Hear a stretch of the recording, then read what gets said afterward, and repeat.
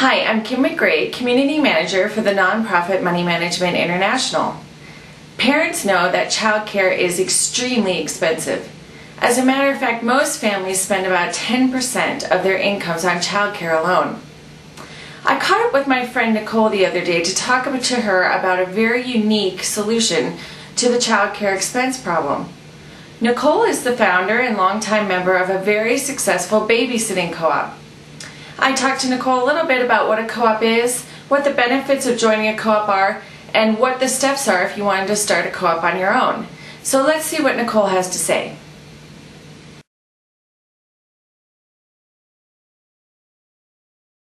It is a group of families who decide together to come up with a set of guidelines and rules by which they can trade babysitting.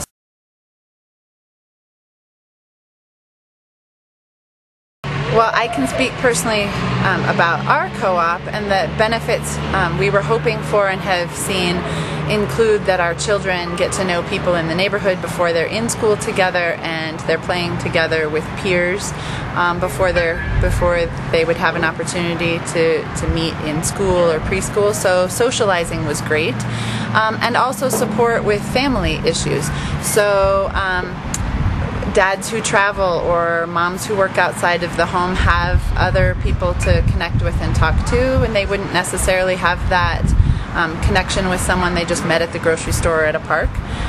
Parenting advice is fun. What did you do about, or tell me some things that you did differently with potty training or feeding or recipe sharing. Just the sense of community has been great, and the best thing is that you don't pay for babysitting.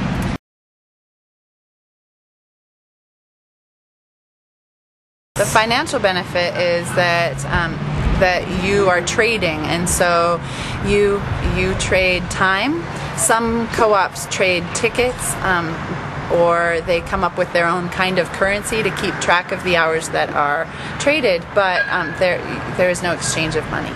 Most co-op families would probably say they save hundreds of dollars a month. For me, because I worked part-time, I was able to keep everything I was earning on those days that I traded. We were able to go several years without paying for care even after school.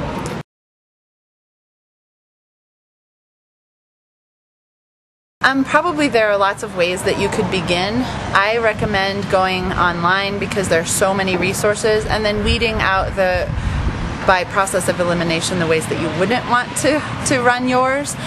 You may already have a group of people, so you might have something in mind already, or perhaps just by reading you decide that you want to narrow down your rules, or you want to keep it with just a certain number of people. So that might help you sift through all the information that's online, and talk to people who know someone else who's involved in a co-op, or check out library materials. There are several books that are not widely accessible, but we found at the library, and lots of resources on the internet. So as you heard, there are a lot of benefits to joining or starting a babysitting co-op. But before you run out and do that, I do want to mention that it's not the right solution for every situation. For example, I'm a failed member of Nicole's babysitting co-op. You see, I needed about 20 hours of care per week. So as it turned out, I was either working or caring for other people's children, which left me very little time for anything else. So I had to find another solution. However, for people who can make it work, I think a babysitting co-op is a really great idea.